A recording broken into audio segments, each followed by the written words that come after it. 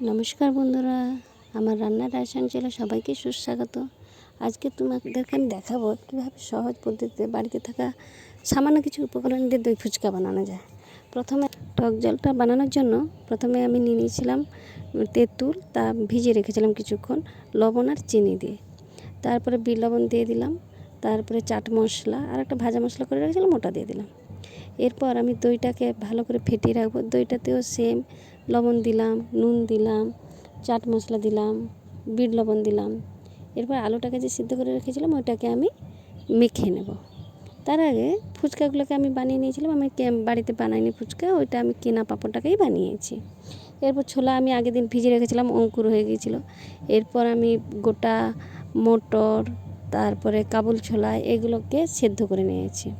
এরপর ওই আলুটা যে মাখিয়েছি ওর মধ্যে আমি দিয়ে দেবো ওই লাল যে চানাচুরটা আছে ওটা, মানে যেটা আমরা ডাল চানাচুর বলি।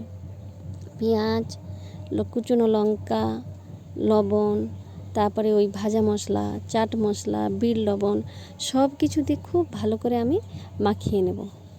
মানে আলুটা যাতে না একবারে মানে মাখানো হয়ে যায়, একটু একটু থাকবে, দানা দানা থাকবে আলুটা। তাহলে কি মুখে যখন লাগবে খেতে খুবই ভালো লাগবে। আর সত্যি বলছি, এইটা খেতে খুবই সুন্দর হয়েছিল। তোমরা এইভাবে একবার বাড়িতে বানিয়ে খাবে, দেখবে সত্যি খুব খেতে ভালো হয়েছিল। এরপরে আমি ফুচকাগুলোকে ফাটিয়ে একটা প্লেটের মধ্যে রেখে ওই মশলাগুলোকে দিয়ে দেবো। মশলাগুলোকে দেওয়ার পরে তারপরে ওই টক জল, দই, তারপরে শেষে আমি রেখেছিলাম ওই সেও ভাজা। আর ওই সেও ভাজা দিয়ে পরিবেশন করে দিয়ে আমরা খাচ্ছিলাম। সত্যি অনবদ্য হয়েছিল। আর মশলাটা যে বানিয়েছিলাম ওটা বাড়িতেই বানিয়েছিলাম। ওটা কেমন করে বানিয়েছি একদিন তোমাদেরকে আমি দেখাবো। কিন্তু মশলাটা একটা খুব সিক্রেট। এটা একটা ভাজা মশলা, তুমি অন্যান্য তরকারিতে দিয়ে খেলেও বেশ ভালো লাগবে। মানে যে সবজিটা রান্না করবে যে স্বাদ হবে তার তুলনায় বহুগুণই বাড়িয়ে দেবে এই মশলাটা। এবার যদি এই রেসিপিটা বা এই ফুচকা বানানোটা বা আমি আর নতুন নতুন যে রেসিপি আসবে একমাত্র তোমাদের উৎসাহ ছাড়া আমার সম্ভব নয়।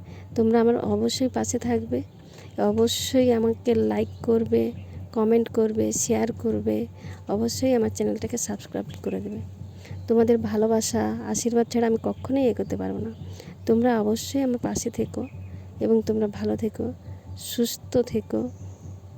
এবং আমি যে রেসিপিটা বললাম ওই রেসিপিটা একবার করে দেখো, এইভাবে দই ফুচকা একবার বাড়িতে বানিয়ে দেখো। সত্যি বলছি খেতে খুবই সুন্দর হয়েছিল, অসাধারণ হয়েছিল। আমার বর তো প্রায় চেটেপুটেই খেলো।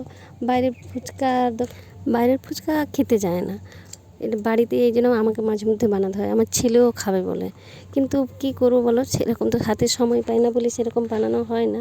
এই জন্য আজকে রবিবার বলে আমি দেখি একবার ট্রাই করি, বানাই।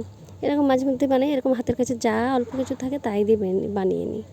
এবার আমি সেও ভাজাগুলোকে আমার দেওয়াই হয়ে গেছে, মোটামুটি কমপ্লিট হয়ে গেছে। এরপর খাওয়ার পালা, দেখা যাক কেমন টেস্ট হয়েছে। দিয়ে বরমশাই বলবে কেমন টেস্ট হয়েছে। দেখো দেখো, মানে হওয়ার সঙ্গে সঙ্গে প্রায় শেষ। অবশ্য আমি কম করেই বানিয়েছিলাম, কারণ আমার বাড়িতে খাওয়ার বেশি কেউ নেই তো এই কারণে। এবং তোমরা কে কোথা থেকে দেখছো অবশ্যই কমেন্ট করে জানাবে। তোমরা